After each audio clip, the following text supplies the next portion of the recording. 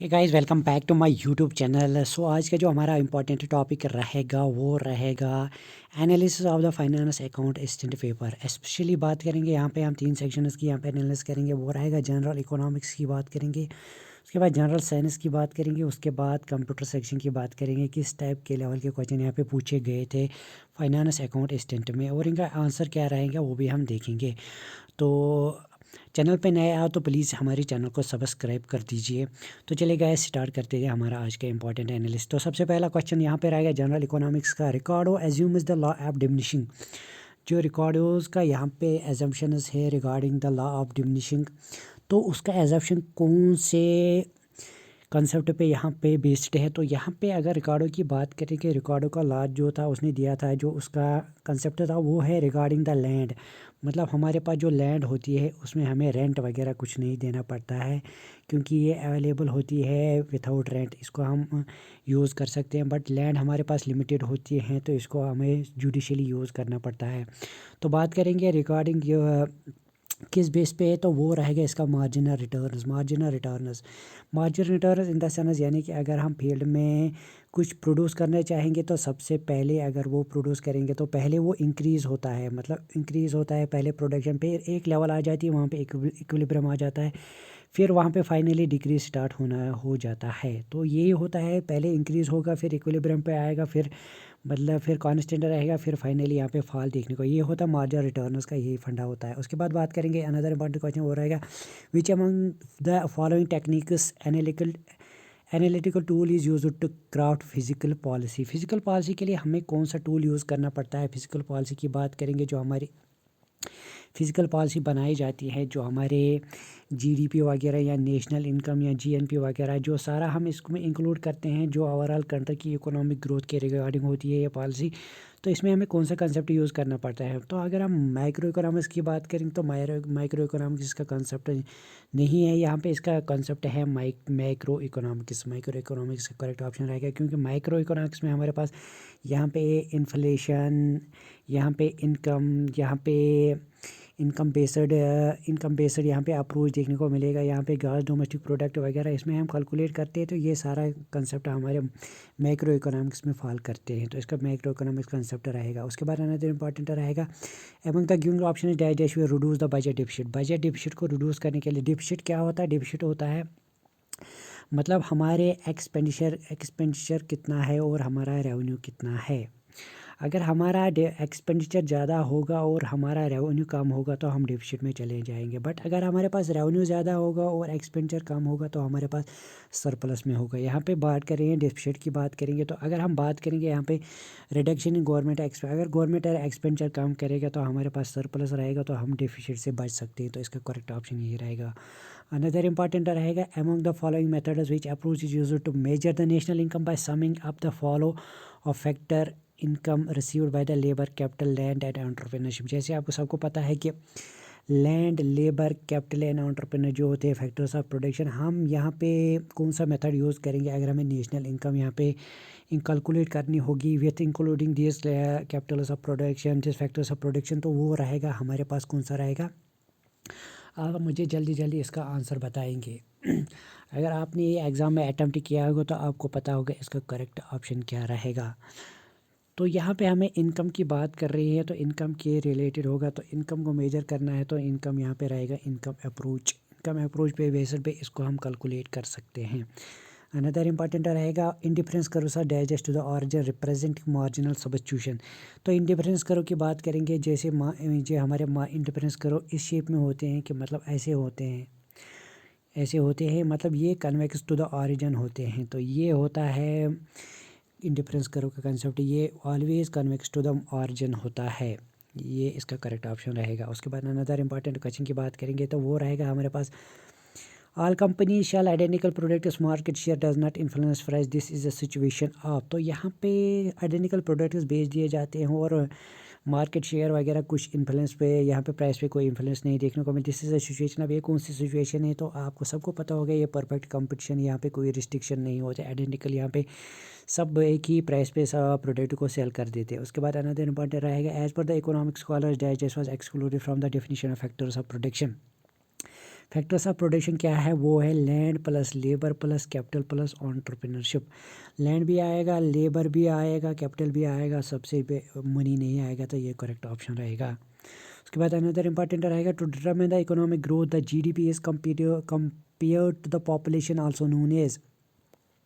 Economic growth को measure करने के लिए हम जो जीडीपी को कंपेयर करते हैं पॉपुलेशन के साथ, उसमें हमें कौन सा कंसेप्ट यूज़ करना पड़ता है, कौन सा अप्रोच यूज़ करना पड़ता है, वो होता है पर कैपिटा इनकम। मतलब पॉपुलेशन की बात करेंगे तो एक पॉपुलेशन में सब आएंगे, तो यहाँ पे पर कैपिटा इनकम हम यहाँ पे अप्रोच यूज़ करेंगे, तभी हम यहाँ पे इकोनॉमिक ग्रोथ को डिटरमाइन कर पाएंगे इस कंसेप्ट से। उसके बाद अनदर इंपॉर्टेंट रहेगा in 1991 as a setup of economic reforms to help resolve the balance of payments crisis what treatment was given to the value of the Indian rupee.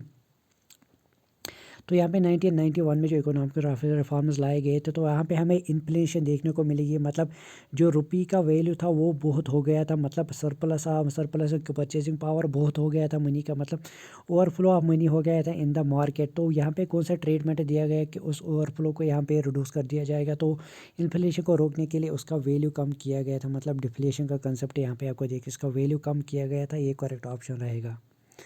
Another important रहेगा if the price of an article is above the equilibrium price then there is अ।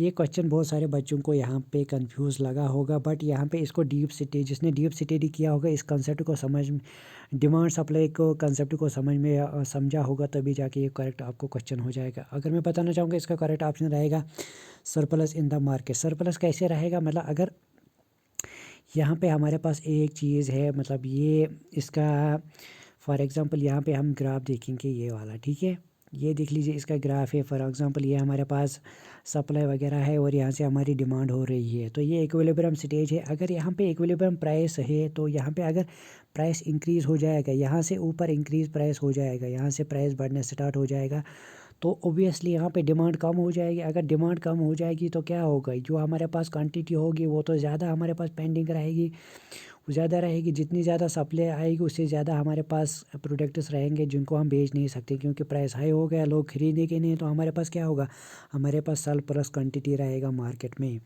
अगर ये equilibrium price से below हो जाएगा तो क्या हो जाएगा, यहाँ पे लोग ज़्यादा ज़्यादा खरीदेंगे, तो यहाँ पे हमारे पास क्वांटिटी ऑफ प्रोडक्ट्स कम हो जाएगी और हमें सप्लाई ज़्यादा करना पड़ेगा। ये इसका कंसेप्ट है, आई होप आपको समझ में आ गया होगा।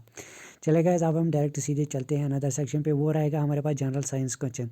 तो सबसे पहले इंपॉर्टेंट क्वेश्चन रहेगा हमारे पास, ये रहेगा find the heat energy produce in a resistance of 5 ohm when 2 ampere flows through it for 5 second. इसका अगर आपको फार्मूला पता होगा तो आपको सीधे निकालना आएगा। इसका फार्मूला आई स्क्वायर, तो ये आई स्क्वायर आर टी रहेगा इसका फार्मूला। आई भी दिया गया आपके पास, आई दिया गया आपके पास यहाँ पे एम्पेयर में, तो है 2 एम्पेयर, यहाँ पे वो रहेगा 2 स्क्वायर मल्टीपल में रहेगा आर, रेजिस्टेंस क्या है 5 ओम, और टाइम कितना है 5 सेकंड से हमारे पास, तो कितना होगा, वो होगा 2 2 4 होता है 4 और 5 इंटू 5 क्या होता है 25, 25 इंटू 4 क्या होता है, वो होता है 100। तो इसका करेक्ट ऑप्शन बन जाता था 100 जूल। ये 100 जूल इसका करेक्ट ऑप्शन है। अनदर इंपॉर्टेंट क्वेश्चन रहेगा as super bike starts from the rest accelerates to the velocity of 10 meter per second in a time of 10 seconds what should be the acceleration of the super bike. तो यहाँ पे acceleration find out करने को बोल रहा है कि आपको एक्सेलरेशन करनी है। अगर आपके पास एक्सेलरेशन फार्मूला होगी, अगर आपको एक्सेलरेशन पढ़ी होगी, आपने Newton second law third law आपने पढ़ा होगा, मोशन आपने पढ़ी होगी, एक्सेलरेशन किसके बराबर होती है, वो होती है चेंज इन वेलोसिटी बटा चेंज इन टाइम। अगर हम वेलोसिटी की बात करेंगे तो हमारे वेलोसिटी 0 से स्टार्ट होता है, तो वेलोसिटी हमारे पास चेंज कितनी होती है, वो होती है 10 मीटर पर सेकंड। तो हमारे पास टाइम कितना बच जाता है, चेंज इन टाइम कितना है, वो है 10 सेकंड। ये हो गया 10 इंटू 10 के कट जाएगा, यहाँ पे होगा 1 क्या होगा मीटर, ये ऊपर आएगा ये वाला है सेकंड, तो वो होगा मीटर पर सेकंड स्क्वायर। तो हमारे पास क्या ऑप्शन बन जाएगा 1 मीटर पर सेकंड स्क्वायर, तो ये बन जाएगा इसका करेक्ट ऑप्शन नंबर 1 इसका करेक्ट ऑप्शन है। अनदर इंपॉर्टेंट रहेगा वो रहेगा which is the only non metal that reacts with air to produce it is oxide on burning. ये आयर के साथ रिएक्ट होता है, ये एक्सेप्शन है नॉन मेटल का, ये जब रिएक्ट करता है आयर के साथ तो ये ऑक्साइड बना देता है जब ये बर्न हो जाता है। तो वो कौन सा रहेगा, वो रहेगा वाइट फॉस्फोरस इसका ऑप्शन रहेगा। अनदर इंपॉर्टेंट रहेगा वो रहेगा which among the following is the reducing agent. Reducing agent की बात करेंगे तो वो रहेगा जिंक, इसका करेक्ट ऑप्शन रहेगा रिड्यूसिंग। जो हमारे पास ये केमिकल रिएक्शन का टॉपिक था, उसमें ये कंसेप्ट आता है reducing plus oxidising agent, oxidation reduction plus oxidation reaction plus reduction reaction. यहाँ पे इसको कंसेप्ट में आप पढ़ लीजिए एक बार, आपको समझ में आ जाएगा। उसके बाद मोस्ट इंपॉर्टेंट है और इजीली वाला क्वेश्चन, आप इजी सबने टैकल किया होगा। बेरी बेरी जो डिजीज़ होती है वो कौन से विटामिन की डिफिशियंसी से होता है, सबको पता होता है, वो विटामिन B1 की वजह से होता है। तो चलिए इंपॉर्टेंट अनदर इंपॉर्टेंट क्वेश्चन बात करेंगे यहाँ पे, वो रहेगा which of the following is incorrect with respect to the properties of charcoal. Charcoal की बात करेंगे तो इनमें से कौन इनकरेक्ट रहेगा? सबसे पहला वाला ही इसका करेक्ट इनकरेक्ट है, क्योंकि it is has a lower calorific value than the wood. बात करते हैं मतलब कैलोरीफिक वैल्यू, मतलब ये हीट ऑफ, मतलब इसमें हीट जनरेट होती है वो कम होती है as compare to would.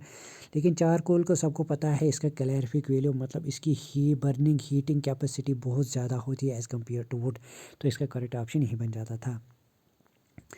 Among the following which is destroy the ozone layer the most. Ozone layer को डिस्ट्रॉय करने वाला सबसे ज़्यादा यहाँ पे कौन सा एलिमेंट या कंपाउंड या कौन सा मटेरियल है? तो वो रहेगा क्लोरोफ्लोरोकार्बनस, जिनको हम पर्टिकुलर CFC के नाम से भी जानते हैं, जो हम रेफ्रिजरेटर फ्रिज वगैरह में यूज़ करते हैं। इसी से ये ओजोन लेयर को ज़्यादा डैमेज होता है। उसके बाद बात करेंगे विच of the following is disease caused by the water contamination, मतलब वाटर बॉर्न डिजीज़ कौन सी है इनमें से? अगर बात करेंगे मेरेस्मस एलिफेंटेंसिस या मलेरिया में, ये सब vector borne disease in the form of ये इंसेक्ट्स वगैरह जो मॉस्किटो वगैरह से होता है। तो उसके बाद डायरी की बात करेंगे जो वाटर कंटेमिनेशन से होता है, इसका करेक्ट ऑप्शन रहेगा 109 की बात करेंगे select the plant that obtain all are part of nutrition from another plant, मतलब ये हेटेरोट्रॉप की बात कर रहा है। एक प्लांट है, मतलब एक स्पीशीज़ है, दूसरे स्पीशीज़ पे डिपेंड करता है, दूसरे होस्ट पे अपना फूड प्रोड्यूस करता है, कभी कभी उसको डैमेज नहीं करता और कभी उसको एक्सट्रीमली डैमेज भी कर सकता है। तो इनमें कौन सा रहेगा? जो हमारे पास यहाँ पे न्यूट्रिशन मोड रहते हैं, जो यहाँ हमारे पास हाँ ऑप्शन है वो है सैप्रोफाइटिक, पैरासाइटिक, सिम्बायोटिक, ऑटोट्रॉफिक। तो इनमें से करेक्ट रहेगा पैरासाइटिक, मतलब जो पैरासाइटिस होते हैं वो दूसरे होस्ट पे डिपेंड करते हैं, तो अपना फूड वहाँ से प्रोड्यूस करते हैं। कभी कभी ये दूसरे को बहुत डैमेज करते हैं जहाँ से ये फूड प्रोड्यूस करते हैं। तो इसका करेक्ट ऑप्शन रहेगा पैरासाइटिक न्यूट्रिशन। चलिए गाइस अनदर इंपॉर्टेंट रहेगा which of the following is not a decomposer. Decomposer की बात करेंगे कौन सा डिकम्पोजर नहीं है? फंगाई तो डिकम्पोज करता है, इंसेक्ट्स भी डिकम्पोज करते हैं, अर्थवर्म्स भी यहाँ पे काउ डंग को डिकम्पोज करते हैं। तो इसका करेक्ट ऑप्शन रहेगा हेनॉस।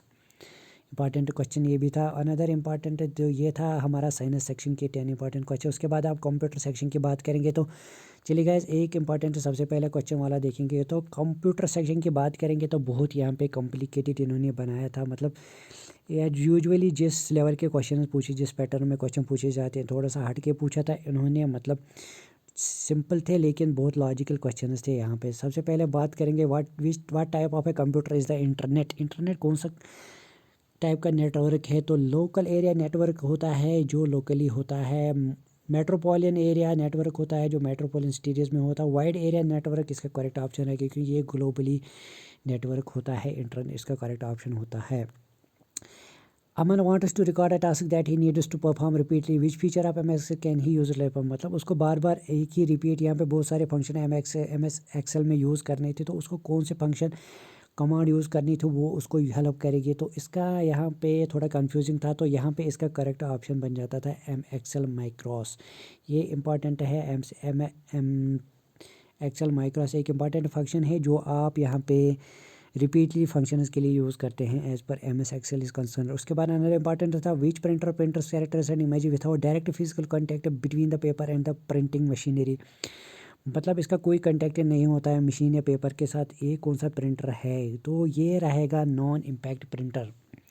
नॉन इम्पैक्ट प्रिंटर का मतलब क्या होता है? जिसका कोई इम्पैक्ट नहीं रहता है किसी भी यहाँ पे शीट्स वगैरह जो भी होती है उनके साथ कोई कांटेक्ट नहीं रहता है इसको। तो ये हमारे पास बन जाएगा, इसको करेक्ट ऑप्शन वो रहेगा non impact printer sorry. Another important रहेगा the speed of the hard disk in measure. जो स्पीड होती है हार्ड डिस्क की वो हम कैसे मेजर करते हैं? जो हमारे कंप्यूटर सिस्टम में हार्ड डिस्क होती है वो रिवॉल्व करती रहती है, मतलब बहुत रन फास्ट करती है, मतलब रेवोल्यूशन पर सेकंड। यहाँ पे इसका करेक्ट ऑप्शन बन जाता था।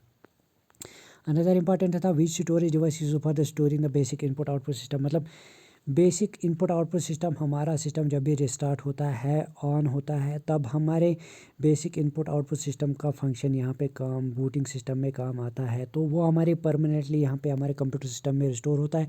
तो परमानेंट मेमोरी की बात करेंगे तो वो होती है read only memory, permanent memory होती है। तो इसी में इसको स्टोर दिया जाता है। अनदर इंपॉर्टेंट क्वेश्चन रहेगा, वो रहेगा यहाँ पे important question, what is a computer input device that has a flat surface and usually comes with stylus. ये बहुत कंफ्यूजिंग वाला क्वेश्चन था। सब बच्चों ने यहाँ पे इसका करेक्ट ऑप्शन माउस दिया होगा, बट इसका करेक्ट ऑप्शन ये नहीं है। इसका करेक्ट ऑप्शन यहाँ पे है डिजिटाइज़र। तो यहाँ पे ये आपको मैं दिखाना चाहूँगा ये डिजिटाइज़र क्या है। मे बी आप नेक्स्ट एग्जाम में ऐसा क्वेश्चन पूछा जा सकता है। तो चलेगा, ये देख लीजिए ग्राफिक डिजिटाइज़र होता है। सिंपली ये एक टैबलेट होता है जो हम यहाँ पे जिसमें एक लाइट पेन वगैरह और ये वगैरह बोर्ड बना होता है, फ्लैट सरफेस, इसके ऊपर ये डिजिटल पेन होता है। अगर इसमें कुछ लिखेंगे तो वो सीधे हमारे कंप्यूटर स्क्रीन में प्रेजेंट होते हैं। जो हमारे एजुकेशन यूट्यूबर्स यहाँ पे पढ़ाते हैं वो इसी का यूज़ करते हैं। ये इसको हम also know digitizer, digital graphic tablet, इसको टैबलेट भी के नाम से भी जानते हैं और डिजिटाइज़र ग्राफिक के भी नाम से भी जानते हैं। तो ये इसका शेप है। तो ये इनपुट डिवाइस है, ये हमारा यूज़ होता है बहुत सारे ड्राइंग वगैरह के लिए भी यूज़ होता है। तो ये इसका करेक्ट ऑप्शन बन जाता था।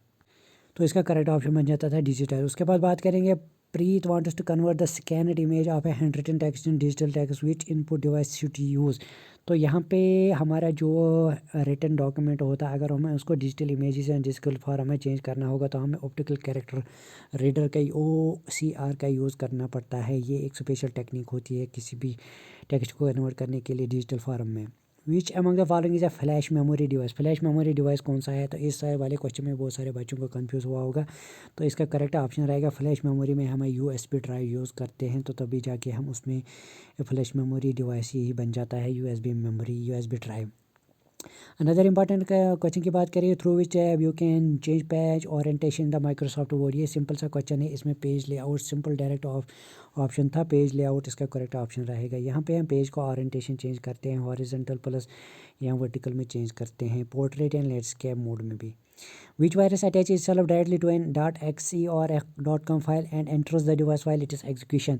तो ये .exe और .com बहुत कंफ्यूजिंग था। यहाँ पे बहुत सारे बच्चों को कंफ्यूज हुआ होगा कि इन्होंने लिखा होगा ये बूटिंग टाइम के एग्जीक्यूशन करते हैं, तो उसी टाइम ये इसका आंसर ये रहेगा। बट इसका करेक्ट ऑप्शन है वो है डायरेक्ट एक्शन वायरस, इस फॉर्म में यहाँ पे सिस्टम में आ जाता है।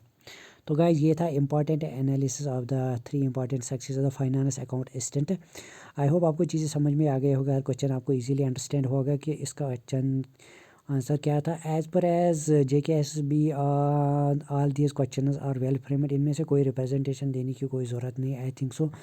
बाकी आपको जो ठीक लगे आप रिप्रेजेंटेशन दे सकते हैं। आज लास्ट डेट है तो आप रिप्रेजेंटेशन प्रेजेंट भी कर सकते हैं। तो बात करेंगे कट ऑफ की, तो as per as another important section में अभी यहाँ पे डिस्कस करने हैं। पहले हम उनको भी डिस्कस करेंगे नेक्स्ट लेक्चर में, तब हम फाइनली हम उसके बाद देखेंगे कि इसका कट ऑफ क्या हो सकता है। तो जिन बच्चों के अभी फ़िलहाल के लिए यहाँ पे हम एक्सपेक्ट करते हैं जिनके 85 अबो है, ओपन मेरिट की बात करेंगे तो वो यहाँ पे अपने आप को एक्सपेक्ट कर सकते हैं लिस्ट में 85 अबो। अगर उसके बाद बात करेंगे एक्सेप्शनल रहेगा, 85 से अबो जा सकता है, बट 85 यहाँ पे एक्सपेक्टेड है।